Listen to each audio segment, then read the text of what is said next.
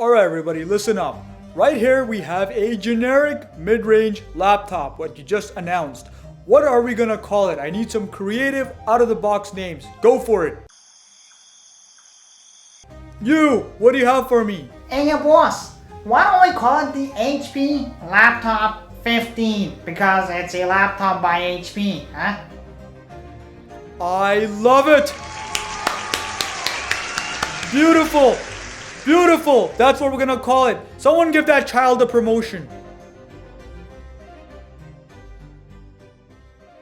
In a world where pretty much every laptop manufacturer is coming with over-the-top, dramatic, aspirational model names, someone on HP's marketing team figured they had enough and they were just going to act their wage and just called this laptop the HP laptop. They've been doing this for a few years now, and this is a perfect name for a generic mid-range laptop, the kind of machine this machine is. Now, with that said though, the HP laptop has been refreshed with the latest 13th generation Intel internals this year. So this configuration right here is rocking Intel's 1355U i7 chip, 16 gigabytes of speedy DDR4 memory. We also have a generous 1 terabyte solid state drive, Intel's integrated Iris Xe graphics. Now, we do have a slightly dated Wi-Fi 6 standard on board, though we do get Bluetooth 5.3 technology. And finally, like I mentioned, this is a 15-inch laptop, plus of course it comes with Windows 11.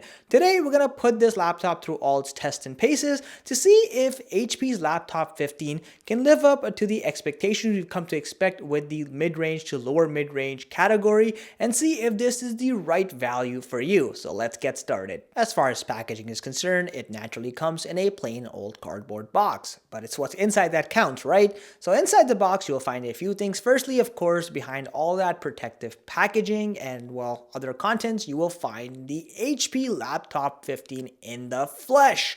Now, past that, you do have a 45-watt charging brick. Unfortunately, they still don't give USB-C charging out of the box. However, for a mid-range laptop, that is acceptable. Now, past that, you do have the standard wall outlet charging cable piece. And finally, you have this paper envelope inside which presumably is the Quick Start Guide, warranty, and regulation information. From a design perspective, the HP laptop hasn't really changed all that much compared to its predecessors, and one of the things I've noticed with the HP laptop series is that HP loves differentiating this versus the more mainstream Pavilion series by giving this laptop a complete plastic exterior versus the semi-metallic one we find on the mainstream mid-range Pavilion series. And that's kind of weird because often the price difference is nominal between the two series. With that said though, it doesn't necessarily feel cheap or finicky, just less premium overall, though I still do like the silver color, and other than that, it's a relatively sleek profile laptop. Now, in terms of weight, it's got a weight of approximately 3.51 pounds, making it fairly light for a 15-inch laptop and relatively easy to carry around. Starting with the top side of the laptop, like I mentioned, you have a plastic hard shell over here. It doesn't feel cheap again, but just not all that premium.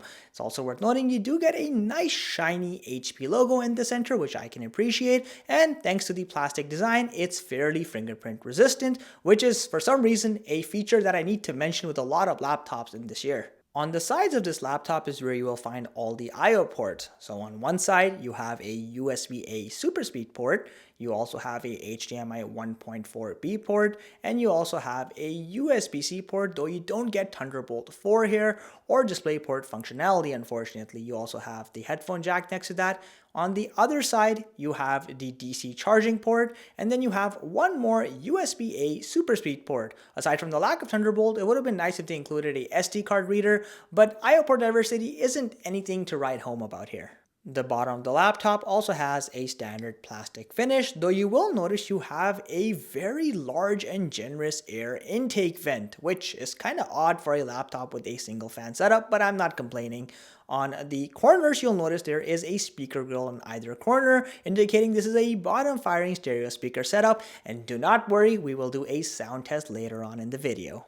Still here? I'm so happy to see that. If you're enjoying the content, please consider subscribing to this channel and liking this video. It genuinely helps me grow, and it also plays a key role in funding this channel so I can continue buying these fairly expensive devices and providing high quality reviews just like this one. Thanks again for watching. Let's continue. As soon as you unfold this laptop, there's two things you will notice right away. Firstly, you have a decent amount of palm rest space, as all 15-inch laptops should aspire to have. Additionally, you'll notice on the right corner, you also have a fingerprint scanner this time around, which is a nice addition.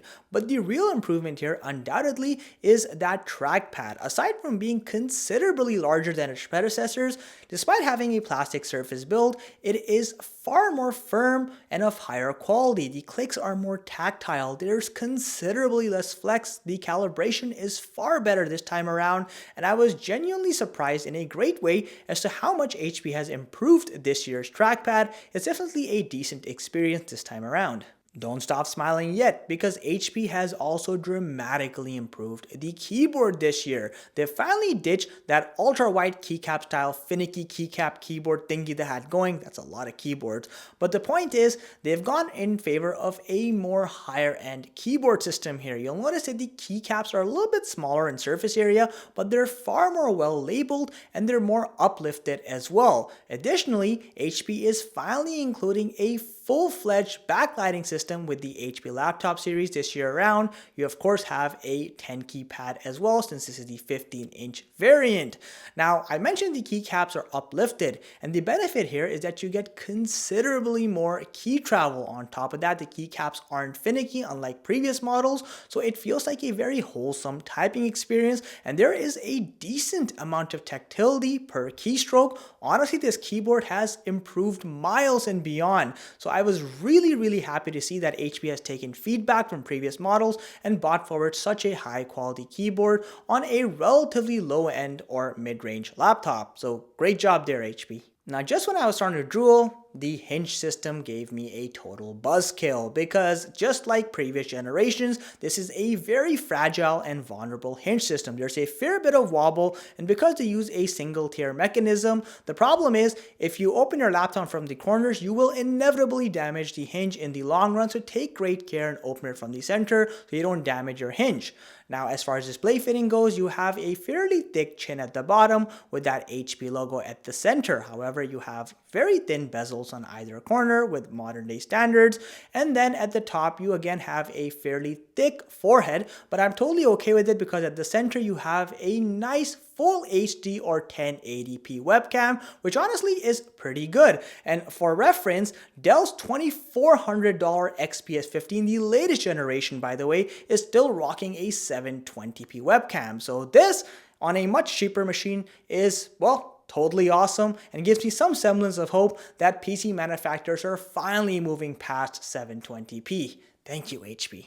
Of all the mediocre displays on all the mediocre laptops, HP figured they would totally not stand out. As a result, you have a standard full HDR 1920 by 1080p resolution, a base 60Hz refresh rate. Additionally, you do have a 16:9 aspect ratio. Furthermore, this is a IPS panel with decent viewing angles. However, you are cursed with a total peak brightness of just 250 nits, meaning if you dare use this thing in brighter settings or in daylight settings, it will easily get, well, surrounded by glare on the screen. To make matters even more depressing, you still have the same 56% sRGB rating we've seen with previous models, meaning colors look washed out. I would not recommend this laptop for creative activities like photo or video editing, though for general productivity it will suffice. Performance on this thing is going to be kind of a little ironic, I suppose, because while this is a i7 chip, it is ultimately a U-series chip, meaning it prioritizes efficiency over performance. However, with that said,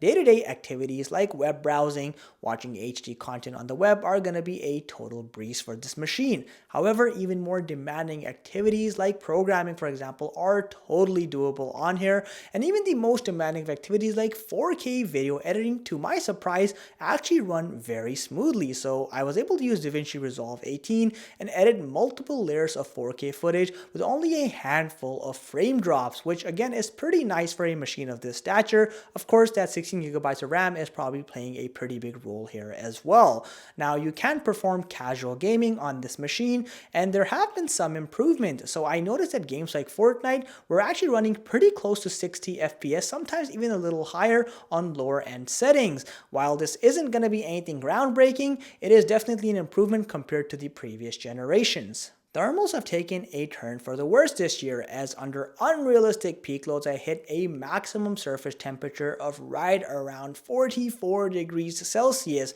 Though more realistic sustained loads will yield around 39 degrees Celsius, it's still far warmer than I was ideally hoping for. Fan noise is a real concern. I was able to hit a maximum of 50 decibels worth of fan noise, and this happens all the time anytime you do anything that's moderately intensive in terms of activity, which again is a little concerning given that this is a U-series processor, and this seems to be a common trend I'm seeing with Intel's 13th generation processors, which seem to run fairly hot on average.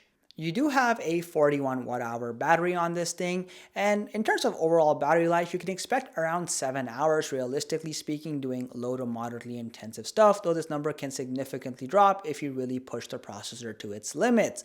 In terms of the sound system, like I mentioned, you do have a bottom firing stereo speaker setup, and these speakers aren't anything grand. They're about what you'd expect with a laptop of this class. Here's a quick sound test for reference.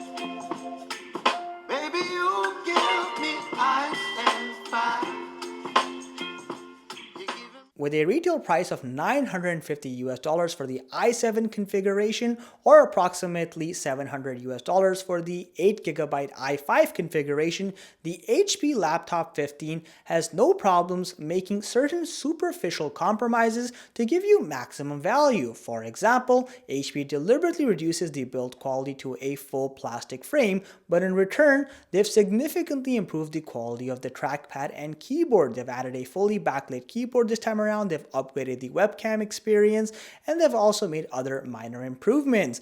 These are changes that make a huge quality of life difference, and you'll quickly forget about the fact that this is a plastic laptop. In my opinion, those are noteworthy compromises. With that said, of course, there are still problems with the HP laptop. For example, its lack of I/O port diversity is slightly disturbing, or that mundane display turns a lot of creative users away from an otherwise powerful machine that's capable of quite a lot thanks to the i7 chip, despite being a U-series processor. My honest advice is that if you are someone who's doing programming, 3D modeling, and you're on a budget, this is actually a great laptop for high-end productivity. However, if you are in a more creative profession, you may want to look at other laptops that have somewhat better displays. Despite all that, this is overall still a great value going into 2023. Let me know what you think of the HP Laptop 15. If you already have one, I'd love to hear your thoughts, and everything in between is always welcome in the comments section. As always, if you enjoyed the content, please consider subscribing to this channel. It genuinely helps me grow and allows me to create more content just like this. Catch you in the next one.